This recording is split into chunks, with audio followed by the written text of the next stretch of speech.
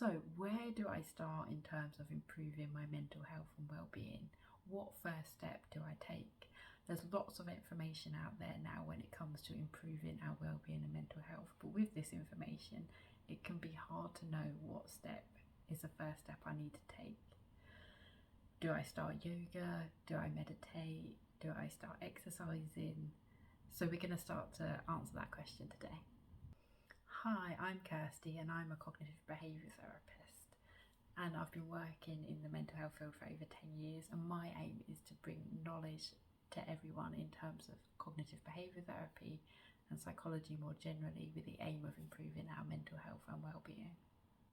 Today I'm talking about what in my opinion is the first step when it comes to managing our well-being and mental health. So the first step is to notice what your mental health and well-being looks like now. If you aren't clear on how your mental health is now and where you want to get to, it makes the journey harder.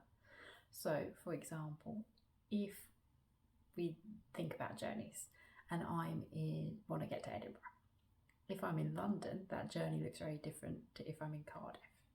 So it's very important to know where we're starting from, to know the best route to take.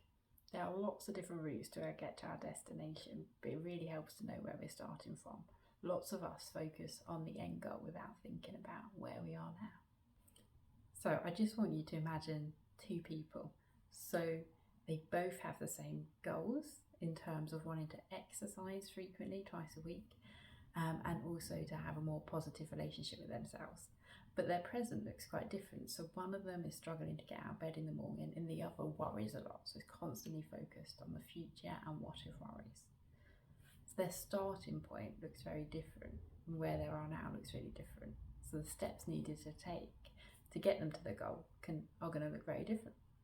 This is why one-to-one therapy works really well, because the therapist works with the person and getting a very detailed understanding of where things are now for them and what their life currently looks like.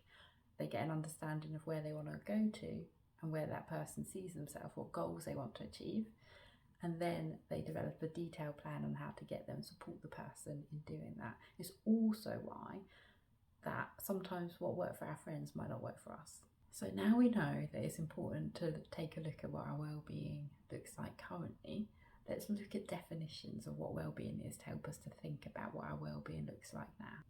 There are many different definitions, but the Oxford Dictionary states that the definition of well-being is a state of being comfortable, healthy, or happy. Other definitions of well-being state that well-being involves being our best selves, even when we face challenges, even when there's obstacles, being able to overcome those obstacles. And some definitions also look at different types of well-being, so that well-being is made up of different categories. So there are different parts to well-being. So the first is our physical health. The next is our emotional or psychological health, so our emotions, how our emotions are affecting what we do, what kind of thoughts we get. We also have our social side of well-being, so our relationships, how connected we feel to other people. We have our spiritual side, so the meaning we give to life. Do we feel life has meaning, whether that be through religion, whether that be through connection with others, what we care about, our values. And then there's also the intellectual side. So are we learning? Do we feel fulfilled in that sense? So what I just want you to do is take a moment to write down those categories that make up our well-being.